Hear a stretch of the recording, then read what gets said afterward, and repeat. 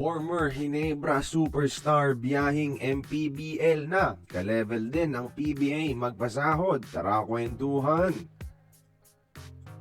3 taon last year ang sinugal ni Ginebra superstar Jamie Malonzo na ban sa PBA para maglaro sa Japan kung saan kaagad naman siyang pinauwi. Huling kita natin sa kanya ay noong heroic performance niya pa sa Gilas noong SEA Games kung saan siya ang naging best player natin. Ngayon, wala pa rin siyang professional team 3 buwan na at may pasabog ang kilalang PBA insider na si Snow Badwa. Nag-post siya na MPBL bound daw itong si Malonzo. Malaking balita ito mga idol dahil isang legit PBA superstar ang maglalaro sa MPBL.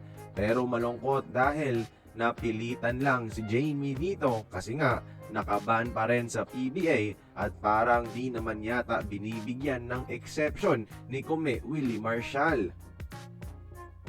Sa ngayon mga idol, kasing galante na rin ng mga PBA teams ang bigayan sa mga top players sa MPBL. Katulad ni Mike Phillips na reportedly 1 million per month ang sasahurin sa San Juan.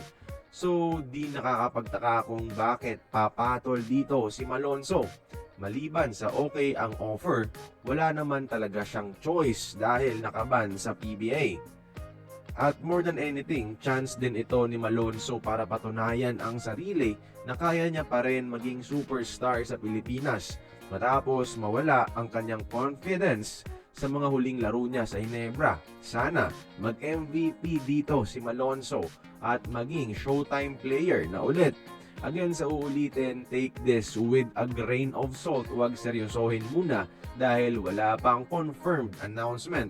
Pasabog lamang ito ni Snow Badwa at alam naman natin kapag nagpasabog si Snow, 8 out of 10 times tumatama talaga siya. Kaya kayong mga idol, tingin nyo ba kung totoo? Maibubuga pa kaya si Malonzo sa MPBL?